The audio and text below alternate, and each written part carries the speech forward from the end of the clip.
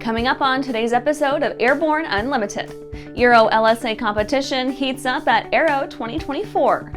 French LSA manufacturer establishes toehold in Florida, expanding home facilities. AeroMech announces RVSM for Piper Fury.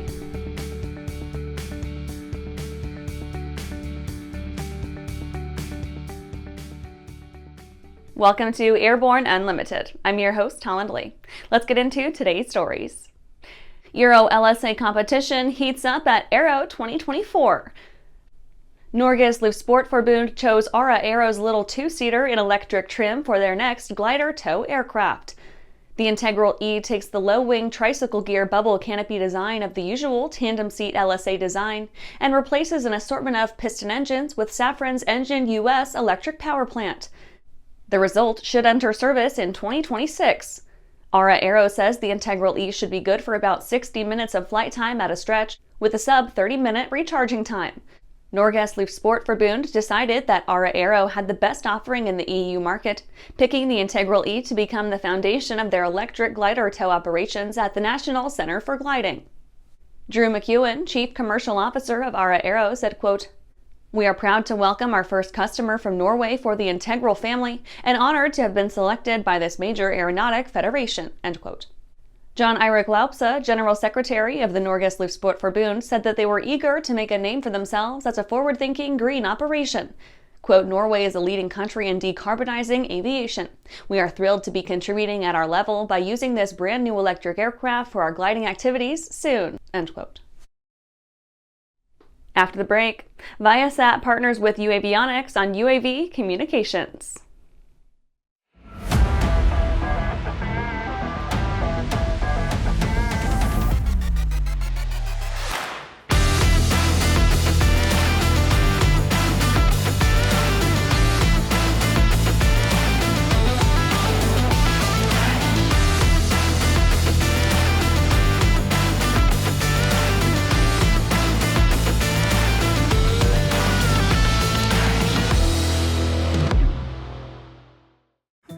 Well, hello, fellow pilot. I'm John King.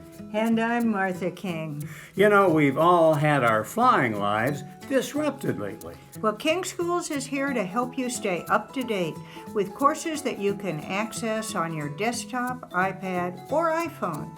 If you'd like a refresher or just want to expand your aviation horizons, we have a course for you. So head over to kingschools.com/rusty today for details.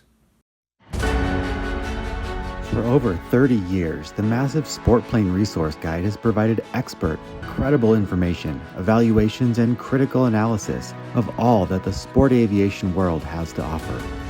The all-new digital Sport Plane Resource Guide is coming with extensive multimedia features that are constantly updated, an even more comprehensive online guide to all things sport aviation. Available soon. www.sportplane.com. Welcome back. Now let's take a trip around the patch for some shorter stories. Viasat partners with uAvionix on UAV communications. In a major step forward for UAV communications, Viasat has announced a partnership with uAvionix, a pioneering developer of certified avionics for both crewed and uncrewed aviation. This collaboration marks uAvionix's entry into Viasat's Volaris partner network, following a strategic alliance agreement aimed at developing innovative products and services for the UAV market. uAvionix has initiated the integration of Viasat's Volaris module into its multi-link airborne radio system. This integration harnesses the power of Viasat's global L-band network.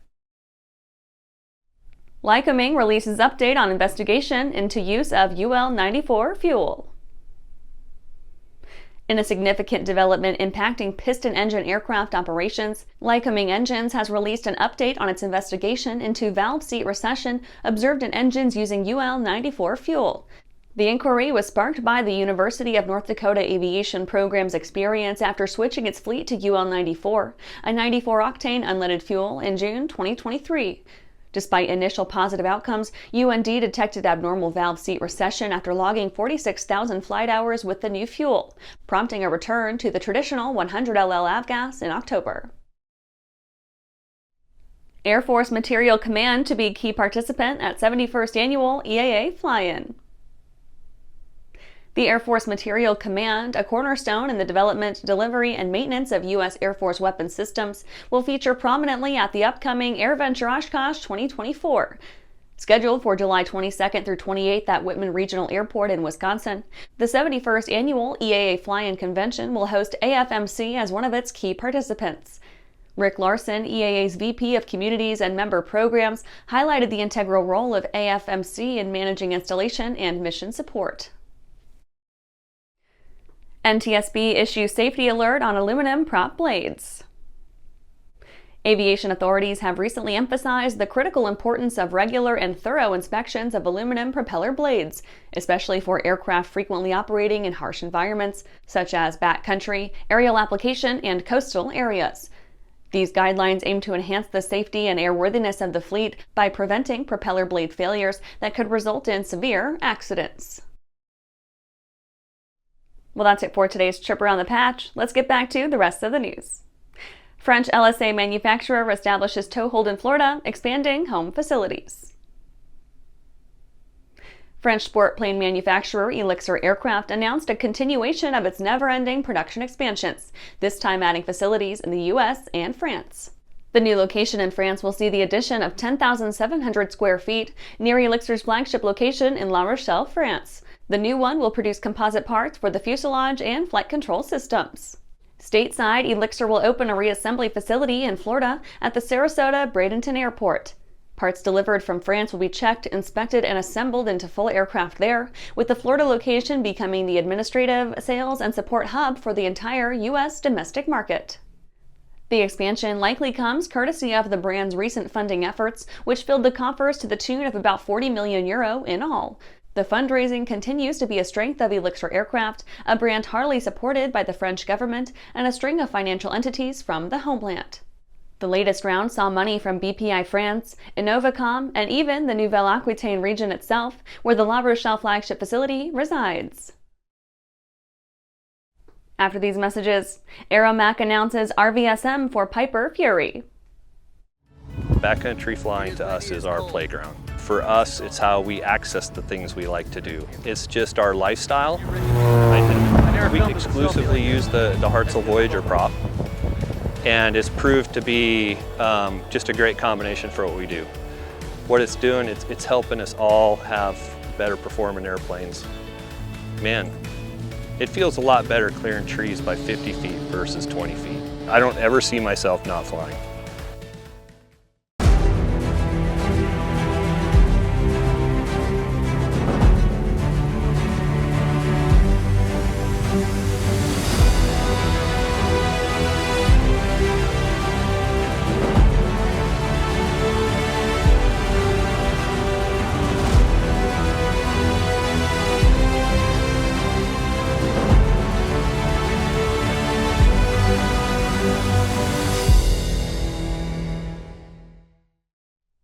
Welcome back.